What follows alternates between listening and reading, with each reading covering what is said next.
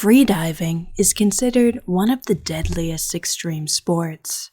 Freedivers may descend more than 300 feet without using an oxygen tank. At such depths, a diver's heart rate begins to slow, their blood vessels shrink, and their lungs compress. Divers often have to be helped to the surface and revived because diving to such depths squeezes the lungs and can cause major damage. Natalia Molchanova was born in 1962 in Russia. She first trained in swimming through college and always loved open water swimming, but then she semi-retired for around 20 years after giving birth. She raised 2 children and then resumed training, aged 40, after coping with a recent divorce. She shifted from swimming to freediving. She reportedly learned about freediving in a magazine. Within a year of training, she'd broken a Russian record in the pool.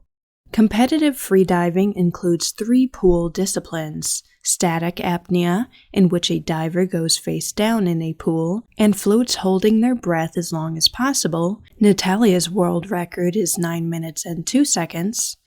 Dynamic, in which a diver swims as many pool lengths as possible underwater on one breath with a monofin. Her record is 777 feet. And dynamic no fins, in which a person does the same thing using a breaststroke. Natalia's record is 597 feet. But Natalia's talent definitely wasn't limited to the pool.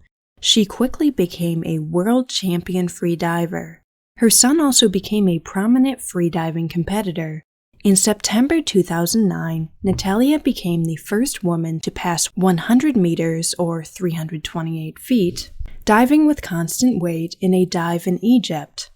Natalia was also the first woman to dive on one breath through the Blue Hole Arch in Dahab, Egypt, one of the world's deadliest diving spots. Natalia's record dive without the use of fins is about 233 feet, set in May 2014 in Dahab, Egypt. Natalia reportedly made a habit of breaking world records on her birthday as a means of inspiring older athletes everywhere. In 2013, at age 51, Natalia broke 6 freediving world records. In addition to doing the sport, Natalia lectured at a Moscow university and was involved in research into the intricacies of freediving physiology. She and her son Alexei, who she coached and who also holds many world records in the sport, own their own freediving apparel company. They also managed a crew of over 60 teachers who turned out hundreds of new certified freedivers every month using Natalia's curriculum. They ran training camps and competed all over the world.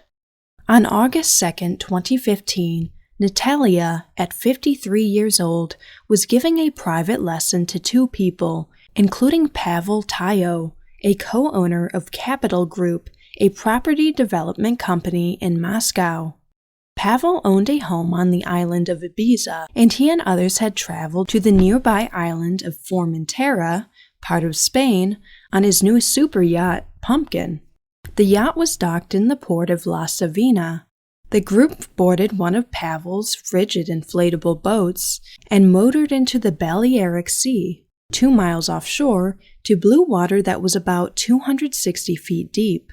Natalia's work with Pavel was supposed to last just a few days, and afterward she was to join her son and several fellow elite freedivers on the Croatian coast for more intensive depth training in advance of the AIDA Individual Depth World Championship in Cyprus in mid-September. To begin the lesson, Natalia dropped a line down 65 feet, the maximum depth for a standard beginner's freediving course. Students typically take turns descending, increasingly deeper each time, and relax in between. Since Natalia was her student's instructor and safety diver, she would dive alongside them each time. Between instructional dives, she did at least one and perhaps several of her own training dives to unknown depths. Natalia was the only experienced diver in the water, meaning that she was diving without a capable safety diver This runs counter to best practices among athletes and instructors in the sport, especially in a part of the world with unpredictable currents and heavy boat traffic. At one point, for her own personal training dive, Natalia went down to a depth of 130 feet. This is quite a dive, especially without fins, but since Natalia's personal best was 233 feet, this wasn't a serious challenge for her. The deeper you go, there is a buoyancy shift, and a diver will begin to sink like a stone. When a diver wants to return topside, they must kick hard against the negative buoyancy. There was reportedly a strong current at depth that day, which would make returning to the surface even harder. Likely caught by the deep current, Natalia is thought to have been carried away. As far as anyone knows, she never resurfaced. It's impossible to know if there were other reasons for her disappearance.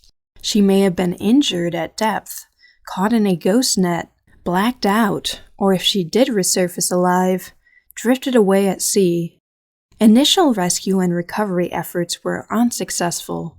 After Natalia disappeared, the crew of the Pumpkin deployed additional boats and radioed maritime rescue, which joined the search. Alongside them was a boat from the Civil Guard. There was also a helicopter. Pavel and Natalia's son hired a remote submarine equipped with GPS and video cameras that searched a radius of about 750 feet from the point where Natalia was believed to be lost. Search and rescue efforts continued for a few days, but she was eventually presumed dead by the search party, including her son, Alexei. In her lifetime, Natalia reportedly had 41 world records and 23 world titles for freediving, making her the most decorated athlete in the sport's history.